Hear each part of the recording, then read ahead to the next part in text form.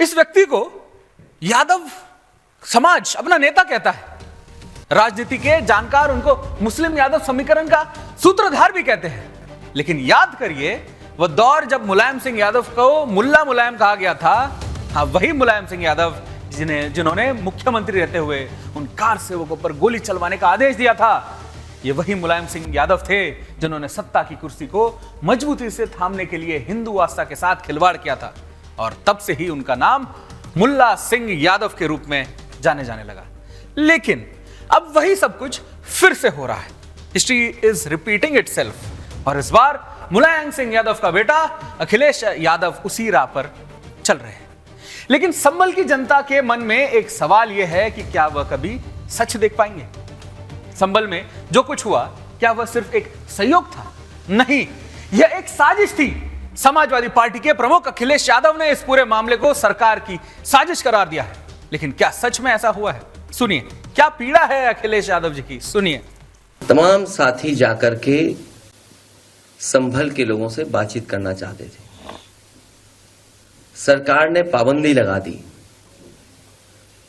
ये लोग दिल्ली से लखनऊ से जाने के लिए तैयार हुए। पुलिस प्रशासन ने उन्हें नहीं जाने दिया। जब दूसरी बार गए तो वही प्रशासन और शासन ने जाने दिया। उनके शरीर पर चोट है, और इतनी चोट है जिसकी हम और आप बता भी नहीं सकते हैं। पूरा शरीर काला कर दिया। बहुत पीटा है, इतना पीटा कि जान चली जाती। और उन पर दबाव बना रहे हैं कि जैसा प्रशासन चाहता है वैसे बयान दीजिए आप। कोर्ट के बारे में टिप्पणी करना भी बड़ा मुश्किल काम होता है, लेकिन कोर्ट का काम करने का तरीका तो आप जानते ही होंगे। और दूसरे पक्ष को सुना ही नहीं गया। ये कहां का कानून है? डेमोक्रेसी की बात करने वाले लोग और संविधान की बात करने वाले लोग वो जानते होंगे कि ये अनकॉन्स्टिट्यूशनल है। भाई, सपाइयों का मुस्लिम प्रेम कहां किसी से छुपा है और ना ही छुपेगा। कार सेवकों पर गोली चलवाने वाले मुल्ला मुलायम की पूरी राजनीति ही मुस्लिम यादव समीकरण पर चलती रही। मुस्लिम तुष्टीकरण में आंखट डूबे अखिलेश यादव उसी विरासत को आगे बढ़ा रहे हैं। वो जानते हैं कि मजहब और जातियों में बांटकर ही सत्ता हासिल की जा सकती है, क्योंकि विकास के नाम पर घोटालों की लंबी लिस्ट हो चुकी है। अब संभल में भी टीपू का वही एजेंडा जारी है। जिन दंगाइयों ने पुलिस को गोली मारी, पत्थर चला दिए, उनके मसीहा बनकर बबुआ। क्या सच में सरकार और पुलिस पर बिना किसी ठोस कारण के आरोप लगाए जा रहे हैं?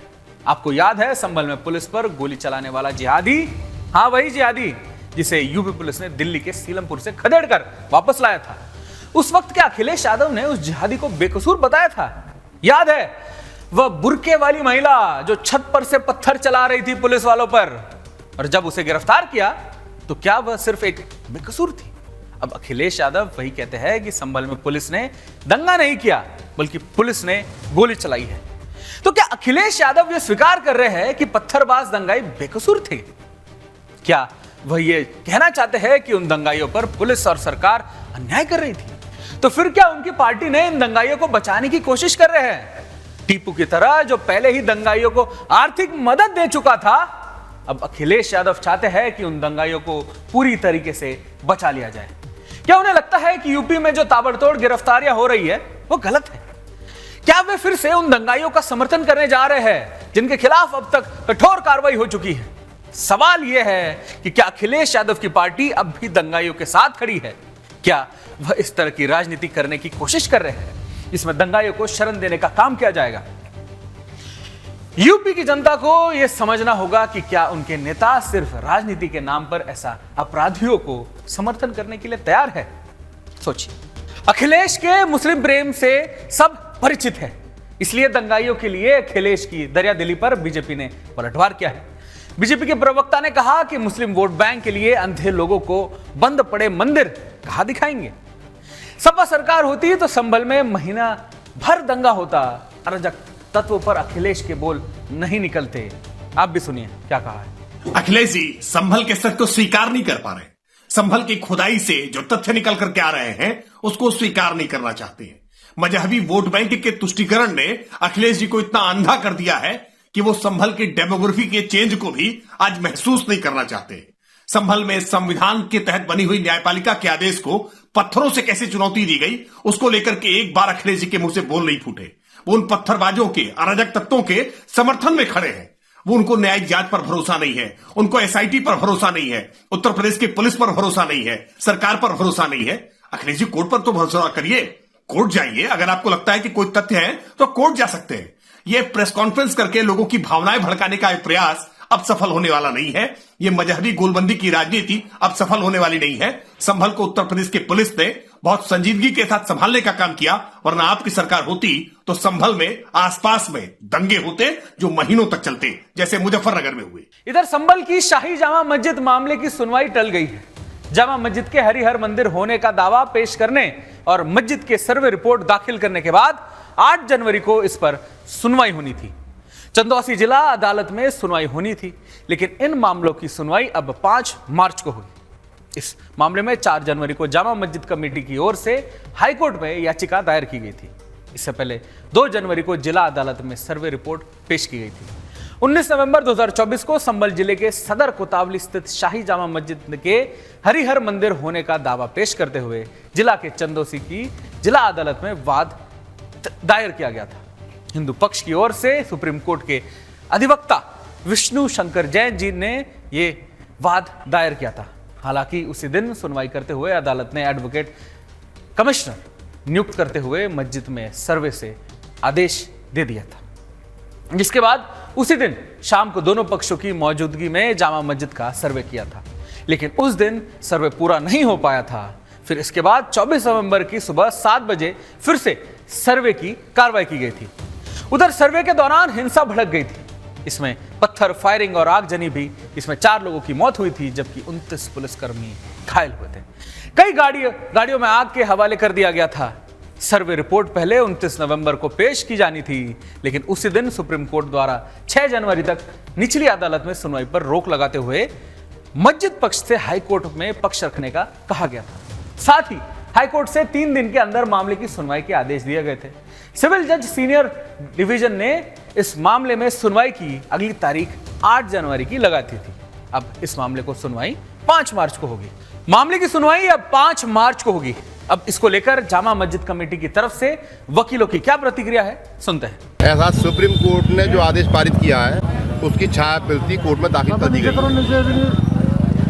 और उस छाया प्रति के आधार पर जो है 5 मार्च 2025 नियत कर दी गई है। मुकदमा पेश हुआ हमारी तरफ से, जामा मस्जिद की तरफ से ऑनरेबल सुप्रीम कोर्ट का जो ऑर्डर आया है उसको दाखिल किया गया। उसकी कॉपी कोर्ट ने रिकॉर्ड पर ले ली है और 5 मार्च मुकदमे में लगा दी। देखिए अब ये सुप्रीम कोर्ट तय करेगा, ये कुछ भी हो सकता है। इस बारे में कुछ कहना हमारी बहुत जल्दबाजी होगी और ना ही इस कहने के हम पोजीशन में है। जामा मस्जिद की सुनवाई भले ही टल गई हो, लेकिन संभल में प्रशासन का पीला पंजा ताबड़तोड़ चल रहा है। खुदाई जारी है। प्रशासनिक अधिकारियों ने साफ कर दिया है कि संभल की प्राचीन सांस्कृतिक विरासत को तलाशने और उनके कायाकल्प का अभियान जारी रहेगा। आपको यह भी जानकारी दे दें कि पिछले दिनों से संभल में सनातन की प्राचीन धरोहर के अवतार का चमत्कार जारी है। कल ही हमने इस पर शो किया था। मंदिरों और रानी की बावड़ी के बाद अब तो पूरे इलाके में ढकी छुपी तीर्थ क्षेत्र को उजागर करने का अभियान तेज कर दिया गया है। वहीं दूसरी तरफ जामा मस्जिद के पास ही पुलिस चौकी का निर्माण भी तेजी से किया जा रहा है, ताकि 24 नवंबर की तरह दंगाई फिर से किसी तरह का कोई खलल ना डाल सके। अवैध निर्माणों और मंदिरों को जीर्णोद्धार करके उसका युद्ध स्तर पर इसका काम तेजी से किया जा रहा है। संभल के एसपी और डीएम पूरी शिद्दत से अपना काम कर रहे हैं। 24 नवंबर की हिंसा के बाद से ही दंगाइयों की तलाश की जा रही है। 50 से ज्यादा गिरफ्तारियां भी की जा चुकी है और अभी भी कई आरोपियों की पहचान की जा रही है जो पुलिस के रडार पर है। डीएम राजेंद्र पेंसिया जी ऐतिहासिक धरोहर के संरक्षण की दिशा में भी तेजी से काम कर रहे हैं। आप भी सुनिए प्रशासन किस दिशा में कार्य कर रहा है और आगे की कार्य योजना क्या होने वाली है। गणेशपुर मंदिर पर मैंने और कप्तान साहब ने 2 दिवस पूर्व भ्रमण किया था। इसी के अंतर्गत पाया था कि मंदिर और उसके आसपास का घाट बावड़ी जो है वो बड़ी ही एक तरह से कहेंगे कि खराब अवस्था में है।